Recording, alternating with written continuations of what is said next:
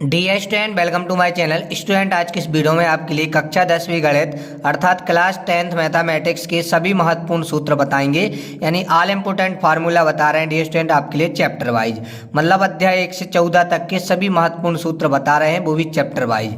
Dear student, video अच्छा लगे तो लाइक जरूर करना। इसके अलावा डियर स्टूडेंट, यदि आपने इस वीडियो पर 1000 लाइक कर दिए, जी हाँ डियर स्टूडेंट, कितने लाइक करना है? यदि आपने इस वीडियो पे 1000 लाइक आ जाते हैं तो अपने दोस्तों को शेयर जरूर कीजिएगा। तो आपके लिए कक्षा 10वीं गणित का संपूर्ण सिलेबस हम आपके लिए यूट्यूब पर कराएंगे, ठीक है डियर स्टूडेंट। और इसी वीडियो का जो आपके लिए नोट्स है, यानी इस फार्मूलों की जो PDF है, वो भी आपके लिए प्रोवाइड हो जाएगी, ठीक है डियर स्टूडेंट। तो चलिए फिर शुरू करते हैं, ठीक है। तो देखिए, हमें देखना है सभी महत्वपूर्ण सूत्र कक्षा 10वीं गणित के, ठीक है। तो देखिएगा, सबसे पहला अध्याय क्या है डियर स्टूडेंट कक्षा 10वीं गणित का, जिसका नाम है वास्तविक संख्या यानी रियल नंबर्स। तो देखिए, इसमें सबसे इंपॉर्टेंट 3 ये फार्मूला है स्टार्टिंग के। पहला है एलसीएम गुणित एचसीएफ बराबर ए गुणित बी। यदि एलसीएम ज्ञात करना है तो ए गुणित बी जहाँ का तहाँ रख दीजिएगा। एचसीएफ इस साइड किसमें था, गुणा में, उस साइड भाग में हो जाएगा। ऐसे ही एचसीएफ में डियर स्टूडेंट एलसीएम इस साइड गुणा में था तो उस साइड भाग में हो जाएगा। ये 3 फार्मूले हो गए। उसके बाद डियर स्टूडेंट, यदि ये चाहते हैं तो आप बी का आप यहाँ पे पक्षांतरण कर दीजिए, और बी चाहते हैं तो ए का पक्षांतरण कर दीजिएगा। और एक प्रमेय सूत्र होता है बराबर BQ प्लस R, ठीक है डियर स्टूडेंट। इस प्रकार ये आपके पार्ट 1 के सभी महत्वपूर्ण सूत्र हो गए। यदि हम महत्वपूर्ण परिभाषाओं की बात करें डियर स्टूडेंट, तो इसमें 3 महत्वपूर्ण परिभाषाएं हैं, परिमेय संख्या, अपरिमेय संख्या और वास्तविक संख्याओं की। तो परिमेय संख्या क्या कहलाती है? वह संख्या जो P/Q के रूप में हो या P/Q के रूप में व्यक्त की जा सके, वो आपकी परिमेय कहलाती है। और जो P/Q के रूप में ना हो और ना ही व्यक्त की जा सके तो उसको अपरिमेय संख्या कहते हैं। उसके बाद बात करते हैं वास्तविक संख्याओं की। तो वास्तविक संख्या वे संख्याएं जिनमें परिमेय और अपरिमेय संख्या सम्मिलित होती हैं, वास्तविक संख्याएं कहलाती हैं। जैसे 3.5 हो गई, 5/8 हो गई, है ना। इसमें सभी पॉजिटिव नेगेटिव और दशमलव वाली संख्याएं आ जाती हैं। इस प्रकार डियर स्टूडेंट आपका पार्ट 1 पूरा कंप्लीट होता होगा। अब चलिए डियर स्टूडेंट, हम चलते हैं पार्ट 2 यानी कि चैप्टर 2 पर, जिसका नाम है बहुपद पॉलिनोमाइल्स, ठीक है। इसके महत्वपूर्ण सूत्र की बात करते हैं। तो पहला है द्विघात बहुपद ज्ञात करने के लिए, फिर शून्यकों का योग अल्फा प्लस बीटा बराबर माइनस बी बटे ए, है ना। अल्फा इंटू बीटा बराबर सी बटे ए। ये भी सूत्र डियर स्टूडेंट अच्छे से याद कर लीजिएगा। x² minus alpha plus beta into x plus alpha into beta equal 0। और विभाजन एल्गोरिथम का सूत्र भी इसके लिए डियर स्टूडेंट मोस्ट इंपोर्टेंट है इस अध्याय के लिए, जिसकी सहायता है डियर स्टूडेंट आप पक्षांतरण करके ये सूत्र भी आप बना सकते हैं। सभी सूत्रों को आप देख लीजिएगा। उसके बाद alpha plus beta plus gamma equal minus B बटे A, alpha into beta, beta into gamma plus gamma into alpha equal C बटे A, alpha into beta into gamma equal minus D बटे ए होता है। इसके महत्वपूर्ण सूत्र हैं। परिभाषाओं की बात करें डियर स्टूडेंट यदि इस चैप्टर की, तो बहुपद की है सबसे पहले कि ऐसे बीजीय व्यंजक जिसकी चर की घात एक पूर्ण संख्या हो, बहुपद कहलाते हैं। बहुपद की घात की बात करें तो किसी बहुपद में चर की सबसे बड़ी घात बहुपद की घात कहलाती है। उसके बाद स्टूडेंट ये रैखिक बहुपद, द्विघात बहुपद, त्रिघात बहुपद, एक पद वाला बहुपद, दो पद वाला बहुपद, है ना, 3 पद वाला बहुपद क्या कहलाता है, ये सब कुछ यहाँ पे लिखा हुआ है कि इसका क्या व्यापक रूप होता है। तो इस सबको आप अच्छे से पढ़ लीजिएगा डियर स्टूडेंट, ठीक है। अब चलते हैं डियर स्टूडेंट हम अध्याय 3 पर, ठीक है, यानी चैप्टर 3 पर, जिसका नाम है दो चरों वाले रैखिक समीकरण युग्म। तो इसमें सूत्र नहीं है डियर स्टूडेंट, केवल इसमें 3 महत्वपूर्ण कंडीशनें हैं। तो इनको आप अच्छे से समझ लीजिएगा डियर स्टूडेंट। और इनको बताने से पहले डियर स्टूडेंट, यदि आप इसकी PDF चाहते हैं तो आप हमारे व्हाट्सएप ग्रुप को ज्वाइन कीजिएगा। इसी वीडियो के डिस्क्रिप्शन में लिंक दी हुई है व्हाट्सएप ग्रुप की, उसको आप ज्वाइन कीजिएगा, ठीक है डियर स्टूडेंट।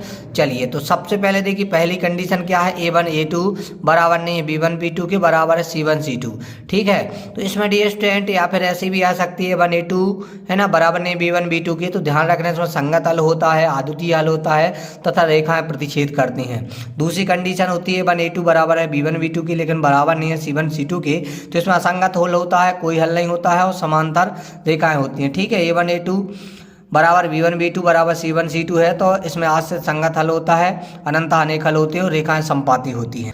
उसके बाद इस अध्याय में महत्वपूर्ण विधियां हैं, विलोपन विधि, प्रतिस्थापन विधि, बज्रगणखंड विधि, ग्राफीय विधि, आलेखीय विधि बोलते हैं। रैखिक समीकरण की बात करें तो इसकी परिभाषा दी हुई है। डियर स्टूडेंट, वीडियो अच्छा लग रहा हो तो प्लीज़ लाइक जरूर कीजिएगा, कमेंट कीजिएगा। और आपकी कक्षा 10वीं गणित की तैयारी किस तरीके से चल रही है ये भी बताइएगा। चलिए अब अध्याय 4 द्विघात समीकरण के सूत्र देखते हैं। महत्वपूर्ण सूत्र में सबसे पहले श्री धराचार्य जी का सूत्र है x बराबर -b प्लस माइनस वर्गमूल के अंदर b स्क्वायर माइनस 4ac/2a। ठीक है डी स्टूडेंट, यदि अल्फा लेते हैं तो केवल यहाँ का प्लस ले लेते हैं और बीटा के लिए केवल यहाँ का माइनस ले लेते हैं। इस प्रकार से 3 सूत्र बन जाते हैं। बराबर मूलों की बात करें तो x बराबर -b/2a हो जाता है। डी स्टूडेंट, मूलों का योगफल और मूलों का गुणनफल की बात करें तो जिस तरीके का यहाँ पे शून्यकों का योगफल और शून्यकों का गुणनफल होता था उसी तरीके से अल्फा प्लस बीटा बराबर -b/a, मूलों का गुणनफल होता है अल्फा इंटू बीटा बराबर c/a। और विविक्त कर के सूत्र की बात करें तो विविक्त का d बराबर होता है b स्क्वायर माइनस 4ac। उसके बाद महत्वपूर्ण ये 3 कंडीशन है जिस तरीके की आपकी चैप्टर 3 में कंडीशन थी। उसी प्रकार यदि b स्क्वायर माइनस 4ac 0 से क्या रहा बड़ा तो इसके 2 भिन्न वास्तविक मूल होते हैं, और यदि 0 से छोटा रहा तो कोई मूल नहीं होता है, और यदि डी स्टूडेंट बराबर रहा तो इसके 2 बराबर मूल होते हैं जिसको आप x बराबर -b/2a से निकाल सकते हैं। द्विघात समीकरण की बात करें तो वह समीकरण है जिसके चर की अधिकतम घात 2 होती है, द्विघात समीकरण कहलाता है। इसके व्यापक रूप की बात करें यदि तो डी स्टूडेंट ये इसका व्यापक रूप है x square plus bx plus c बराबर 0। इसको हल करने की विधियों की बात करें तो 2 विधि है, महत्वपूर्ण गुणनखंड विधि और सूत्र विधि। अब डी स्टूडेंट हम बात करते हैं पार्ट 5 चैप्टर 5 समानता श्रेणियां अर्थमेटिक प्रोग्रेशन की।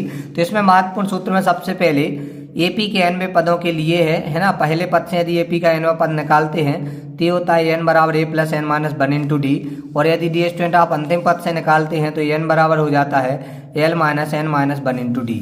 उसके बाद डी स्टूडेंट यदि योगफल की बात करें nवें पदों के तो पहले पद से होता है sn बराबर n/2 ब्रैकेट के अंदर 2a plus n minus 1 into D. ठीक है डी स्टूडेंट, अंतिम पद l से बात करें तो ये होता है sn बराबर n/2 ब्रैकेट के अंदर a प्लस l। और डी स्टूडेंट हम बात करें मध्य पद b की तो ये होता है a प्लस c/2। लगातार प्राकृतिक संख्याओं के पूर्णांकों का योग की बात करें तो ये होता है n प्लस 1/2। समानता श्रेणी की परिभाषा की बात करें डी स्टूडेंट तो ऐसी श्रेणी है जो या तो समानांतर के साथ बढ़े या समानांतर के साथ घटे, समानता श्रेणी कहलाती है। समानता श्रेणी का ये व्यापक रूप होता है डी स्टूडेंट। अब बात यदि हम डी स्टूडेंट पार्ट 6 की बात करें जिसका नाम है त्रिभुज, तो इसमें कोई सूत्र नहीं है, यहाँ पे शर्तें हैं अकेली है ना, समरूपता एवं सर्वांग समता की। तो इन शर्तों को आप अच्छे समझ लीजिएगा। ए समरूपता, एस एस समरूपता, ए एस ए है ना, एस ए एस और आर एच एस। ठीक है, और उसके बाद 2 प्रमेय हैं जो कि आपको याद करना है। आधारभूत समानुपातिक थेल्स प्रमेय है ना, ये इसका कथन है कि किसी त्रिभुज में एक भुजा की समांतर खींची गई रेखा अन्य 2 भुजाओं को 2 समान अनुपात में विभाजित करती है। पाइथागोरस प्रमेय की बात करें डी स्टूडेंट तो किसी समकोण त्रिभुज में कर्ण भुजा का वर्ग अन्य 2 भुजाओं के वर्गों के यहाँ पे योगफल के बराबर होता है। अब डी स्टूडेंट हम बात करते हैं पार्ट 7 यानी कि निर्देशांक ज्यामिति चैप्टर नंबर 7 की। तो इसके महत्वपूर्ण सूत्र की बात करें तो पहला है इसमें दूरी सूत्र। डी स्टूडेंट दूरी सूत्र है पी क्यू बराबर अंडर रूट के अंदर x2 माइनस x1 का whole square plus y2 minus y1 का होल स्क्वायर। मूल बिंदु से बात करते हैं डी स्टूडेंट दूरी सूत्र का, तो मूल बिंदु से होता है पी क्यू बराबर X square plus Y square under root के अंदर। उसके बाद डी स्टूडेंट हम बात करते हैं विभाजन सूत्र की। तो विभाजन सूत्र 2 प्रकार से निकालना। सबसे पहले आपको x निकालना है फिर y निकालना है। ध्यान से समझिएगा, जब x निकालो तो आप m1 करो तो x2 करना है प्लस m2 करो तो x1 करना है। अपॉन में m1 plus m2 upon m1 plus m2 दोनों में कॉमन रहता है, और यहाँ पे जैसा आपने x में किया था वैसा आप y में कर दीजिएगा। यदि m1 किया है तो जैसे x2 किया था ऐसा y2 कर दीजिएगा, प्लस m2 है तो आप y1 कर दीजिएगा, और अपन m1 plus m2 as it is रहेगा। यदि इस पार्ट के निर्देशांकों की बात करें तो x बराबर होता है x1 plus x2 upon 2, y बराबर होता है y1 प्लस y2 अपॉन 2। ठीक है डी स्टूडेंट, त्रिभुज के क्षेत्रफल की बात करें जो कि मोस्ट इंपोर्टेंट है, तो ये निकाला जाता है डी स्टूडेंट सारणिक विधि से। ठीक है, बाकी आपको केवल सूत्र याद कर लेना है 1/2 ब्रैकेट के अंदर x1 y2 minus y3 plus x2 y3 minus y1 plus x3 y1 minus y2। ठीक है डी स्टूडेंट, त्रिभुज का क्षेत्रफल है। अब डी स्टूडेंट हम बात करते हैं पार्ट 8 चैप्टर 8 त्रिकोणमिति का परिचय इंट्रोडक्शन टू ट्रिगोनोमेट्री का। डी स्टूडेंट वीडियो अच्छा लग रहा हो तो प्लीज़ लाइक जरूर कीजिएगा, हमें कमेंट में बताइएगा कि आपको ये वीडियो कैसा लग रहा है। तो डी स्टूडेंट सबसे पहले इसमें सूत्र की बात कर लें तो लाल बटे कक्का लिखिएगा LAL और KKA कक्का। ठीक है, लाल बटे कक्का लिखिएगा। इसमें आपका L मीन्स होता है लंब, A मीन्स आधार, K मीन्स कर्ण होता है। ठीक है, तो इसकी सहायता से आप सबसे पहले ऊपर साइन, इसके ऊपर कॉस, इसके ऊपर टेन, इसके ऊपर कॉट, इसके ऊपर सेक, इसके ऊपर कॉसेक लिखिएगा। इसकी सहायता से डी स्टूडेंट आप आसानी से फार्मूला बना सकते हैं। इस तरीके से आपको एक यहाँ पे त्रिभुज का चिन्ह बनाना है। ठीक है डी स्टूडेंट, जब आप त्रिभुज यहाँ पे बना लोगे तो उसको आप सूत्रों को अच्छे समझिएगा। जैसे साइन थीटा है, आपने क्या है एल बटे के लिखा ना साइन के ऊपर, तो एल बटे के लिखिएगा, एल बटे के। एल मीन्स यहाँ पे हमने बताया लंब, ए मीन्स आधार, के मीन्स कर्ण, तो लंब बटे कर्ण। लंब देखिएगा इस त्रिभुज में क्या है डियर स्टूडेंट ए बी, और कर्ण क्या है ए सी, तो ए बी बटे ए सी। ठीक है डियर स्टूडेंट। इसी प्रकार कोस थीटा में देखिए आप, कोस थीटा में क्या है ए बटे के मीन्स आधार बटे कर्ण डियर स्टूडेंट। ठीक है। इसी प्रकार आप टेन थीटा को निकालोगे तो लंब बटे आधार हो जाएगा, आप कोट थीटा को निकालोगे तो उल्टा हो जाएगा, आधार बटे लंब। सेक का क्या हो जाएगा कर्ण बटे आधार, कोसेक का क्या हो जाएगा कर्ण बटे लंब। ठीक है डियर स्टूडेंट। ये सब फार्मूला लिखे हुए हैं, इन सबका स्क्रीनशॉट ले लीजिएगा। ये लिखे हुए डियर स्टूडेंट टेन थीटा के, कोट थीटा के, सेक थीटा के और कोसेक थीटा के। अब डियर स्टूडेंट अब बात करते हैं व्युत्क्रम संबंध की उल्टे सूत्र की। तो आपको क्या करना है, साइन कोस टेन लिखना है, फिर उल्टा लिखना है यहाँ पे कोट सेक कोसेक। यदि आप 1 साइन थीटा करोगे, 1 क्या करोगे डियर स्टूडेंट साइन थीटा करोगे तो कोसेक थीटा हो जाएगा। या फिर डियर स्टूडेंट आप साइन थीटा की बात करें 1 कोसेक थीटा, और यदि कोसेक थीटा करना है तो 1 साइन थीटा कर दो, तो साइन थीटा बराबर क्या हो जाएगा 1 कोसेक थीटा, कोस थीटा बराबर 1 सेक थीटा, टेन थीटा बराबर 1 कोट थीटा। उल्टा कर दीजिएगा आप, कोट थीटा में क्या हो जाएगा 1 टेन थीटा, सेक थीटा में क्या हो जाएगा 1 कोस थीटा जो सामने लिखा है, कोसेक में क्या हो जाएगा 1 साइन थीटा। ठीक है, ये व्युत्क्रम संबंध है। यदि इन संबंध को आप पक्षांतरण करके बनाओगे, जैसे साइन थीटा का कोसेक थीटा में करोगे तो क्या होगा 1, तो sine theta into cosec theta बराबर क्या हो जाएगा 1। इसी प्रकार यदि कोसेक थीटा का सेक थीटा से करोगे तो क्या हो जाएगा डियर स्टूडेंट 1, और इसी प्रकार टेन थीटा कोट थीटा में करोगे तो क्या हो जाएगा 1 हो जाएगा। ये देखिए लिखा हुआ भी है sec theta into cosec theta बराबर 1। अब डियर स्टूडेंट ये दो महत्वपूर्ण सूत्र याद कर लीजिएगा, एक टेन थीटा का, एक कोट थीटा का। टेन थीटा बराबर होता है sine theta upon cos theta, और कोट थीटा बराबर होता है cos theta upon sine theta. यदि आपको इनमें कन्फ्यूजन हो तो आपके लिए एक सिंपल ट्रिक्स बता देते हैं। यदि ऊपर CO है मतलब कोस है तो कोट थीटा आएगा, यदि ऊपर साइन है तो समझ लीजिएगा टेन थीटा आएगा। मतलब एक CO नीचे है तो टेन थीटा, CO ऊपर है तो कोट थीटा। ठीक है डियर स्टूडेंट। अब हम बात करते हैं त्रिकोणमितीय सर्वसमीकरणों की। तो डियर स्टूडेंट पहली त्रिकोणमितीय सर्वसमीकरण होती है साइन वर्ग थीटा प्लस कोस वर्ग थीटा बराबर 1, दूसरी होती है 1 प्लस टेन वर्ग थीटा बराबर सेक वर्ग थीटा, तीसरी होती है 1 प्लस कोट वर्ग थीटा बराबर कोसेक वर्ग थीटा। तो इनकी सहायता से हम डियर स्टूडेंट 5 सर्वसमीकरण बनाते हैं। ध्यान से समझिएगा कैसे बनाते हैं। जैसे हमें साइन वर्ग थीटा चाहिए, कोस वर्ग थीटा इस साइड का है प्लस में, तो साइड कैसे हो जाएगा माइनस में, 1 माइनस कोसेक वर्ग थीटा हो जाएगा। यदि हमें कोस वर्ग थीटा चाहिए तो इस साइड साइन वर्ग थीटा किस में प्लस में, तो उस साइड किस में हो जाएगा माइनस में। ठीक है स्टूडेंट। उसी प्रकार यदि हम बात करते हैं किसकी साइन थीटा की, तो देखिए यहाँ पे 1 माइनस कोस वर्ग थीटा सिंपल था, यहाँ पे वर्ग था तो उस साइड क्या लग जाएगा वर्गमूल। इसी प्रकार इसमें हो जाएगा, इस साइड क्या था वर्ग था तो उस साइड हो जाएगा वर्गमूल, तो साइन थीटा कोस थीटा आप निकाल पाओगे। अब हम बात करते हैं टेन थीटा की, है ना, यानी कि दूसरी सर्वसमीकरण की। इससे 5 कैसे बनाएंगे, तो 1 प्लस टेन वर्ग थीटा बराबर क्या होता है सेक वर्ग थीटा, तो 1 बराबर क्या हो जाएगा टेन वर्ग थीटा इस साइड प्लस में, उस साइड माइनस में कर दो, तो सेक वर्ग थीटा माइनस टेन वर्ग थीटा बराबर 1 हो जाएगा। टेन वर्ग थीटा की बात करें तो इस साइड प्लस में 1 है तो उस साइड माइनस में कर दो आप। सेक थीटा की बात करें तो डिस्टेंस इस साइड वर्ग है तो इस साइड आप वर्गमूल कर दो, ये सेक थीटा निकल आएगा। तो डे स्टूडेंट यदि हम इस तरीके से आपको समझाएंगे तो आपको लिए वीडियो काफ़ी लंबा हो जाएगा, इसलिए डे स्टूडेंट आप अच्छे समझ लीजिएगा, है ना। ये टेन थीटा इन सबका पक्षांतरण किया है पार्ट 8 का, तो इसका आप स्क्रीनशॉट लेते जाइएगा डे स्टूडेंट। ये इसके पूरक कोणों के लिए है सूत्र, है ना, इसका भी आप स्क्रीनशॉट ले लीजिएगा। और डी स्टूडेंट बात करते हैं त्रिकोणमितीय सारणी की, तो डी स्टूडेंट ये बनी हुई है, इसका भी आप अच्छे से स्क्रीनशॉट ले लीजिएगा, समझिएगा, इसको लिखिएगा। और डी स्टूडेंट पार्ट 9 में केवल आपकी परिभाषाएं दृष्टि रेखा की, क्षैतिज रेखा की, तो इन सबको आप अच्छे से समझ लीजिएगा, है ना, त्रिकोणमिति के कुछ अनुप्रयोग में। उसी प्रकार डी स्टूडेंट पार्ट 10 में भी आपके लिए छेदक रेखा, स्पर्श रेखा, दृष्टि रेखा, ठीक है ना, इन सब की आपको परिभाषाएं लिख लेना है। ठीक है डी स्टूडेंट, है ना। और ये उन्नयन कोण है जो आपका ये पार्ट 9 का है। अब डी स्टूडेंट हम बात करते हैं पार्ट 11 यानी कि वृत्त से संबंधित क्षेत्रफल एरियाज रिलेटेड टू सर्कल की।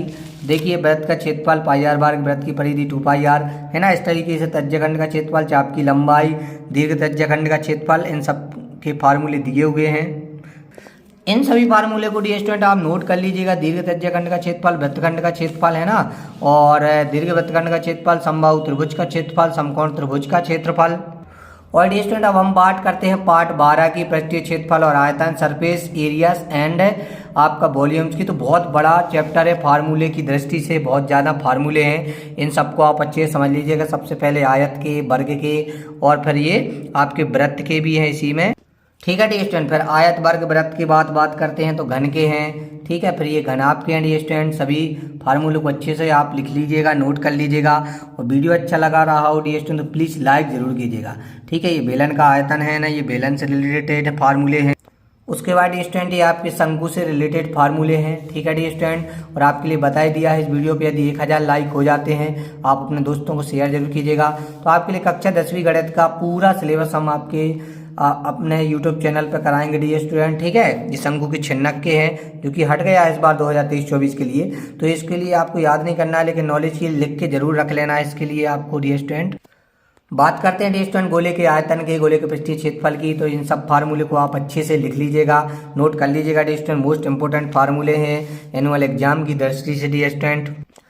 इस पार्ट में डी स्टूडेंट सांख्यिकी यानी पार्ट 13 स्टैटिस्टिक्स में महत्वपूर्ण सूत्र की बात करें तो मात्र 3 विधियों से निकाला जाता है। तीनों विधियों के सूत्र लिखे हुए हैं। आप डी स्टूडेंट एक का याद कर लीजिएगा बोर्ड परीक्षा के लिए। ठीक है, तब भी आप आसानी से माध्य निकाल पाओगे। ठीक है, उसमें वर्ग चिन्ह बहुत ही महत्वपूर्ण होता है। तो किस तरीके से वर्ग चिन्ह निकाला जाता है इसमें सब कुछ लिखे हुए हैं। किस तरीके से DI, किस तरीके से UI निकाला जाता है। उसके बाद स्टूडेंट हम बात करते हैं 3 महत्वपूर्ण सूत्र की कि बहुलक किस तरीके से निकाला जाता है, माध्यिका किस तरीके से निकाला जाता है ना, या ज्ञात किया जाता है। तो इसमें सब कुछ लिखा है। माध्यिका या इसको माध्यक लिख लीजिएगा, माध्यिका या माध्यक किस तरीके से लिखा जाता है स्टूडेंट। अब चलिए हम बात करते हैं एक मोस्ट इंपोर्टेंट की जो कि आपके लिए खालिस्तान में आ जाता है। 3 माध्यक बराबर 2 माध्य धन खालिस्तान। तो यहाँ पे आपको बहुलक बनना है। ठीक है, इसका पक्षांतरण करके भी आपसे पूछ सकता है। अब डी स्टूडेंट आपका लास्ट चैप्टर प्रोबेबिलिटी यानी प्रायिकता के महत्वपूर्ण सूत्र की बात करें तो सबसे पहला सूत्र है प्रायिकता बराबर अनुकूल परिणाम बट्टे कुल परिणामों की संख्या। उसके बाद बात करते हैं डी स्टूडेंट घटना ना घटने की प्रायिकता। तो उसको मानेंगे PE2 बराबर हो जाएगा 1 माइनस प्रायिकता PE1, मतलब जो घटना दी हो उसको आपको लिखना है। यदि हम बात करते हैं डी स्टूडेंट संभव घटना की प्रायिकता की तो 1 होती है, असंभव घटना की प्रायिकता 0 होती है। ठीक है, असंभव घटना की प्रायिकता कितनी होती है? 0 होती है। प्रायिकता का योग 1 होता है। उसके बाद डी स्टूडेंट हम आपके लिए और कुछ बता दें इसमें। ठीक है, अभी तक हमने बता दिया कि संभव घटना की प्रायिकता आपकी 0, संभव घटना की प्रायिकता 1 और प्रायिकता का योग होता है डी स्टूडेंट 1। और प्रायिकता सदैव 0 से 1 के बीच ही होती है। कोई भी आप प्रायिकता निकाल लेना, उसकी प्रायिकता हमेशा 0 से 1 के बीच ही होती है। इस प्रकार डी स्टूडेंट हमने आपके लिए कक्षा 10वीं गणित के सभी महत्वपूर्ण सूत्र बता दिए हैं चैप्टर वाइज।